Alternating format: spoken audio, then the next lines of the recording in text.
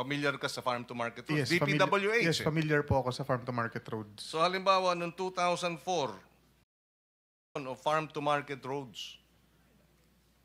Familiar ka sa farm to market roads? Yes, DPWH. yes, familiar po ako sa farm to market roads. So halimbawa, noong 2004, 2024, 2 billion ang farm to market roads sa Region 3.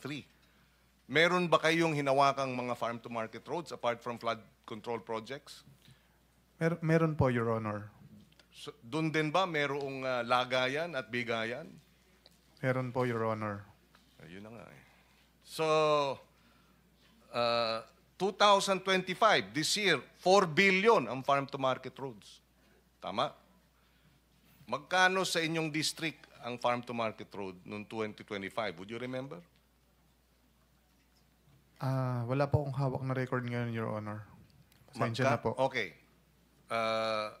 Pero yung mga proyektong ito, merong ka ring record nito, inventory?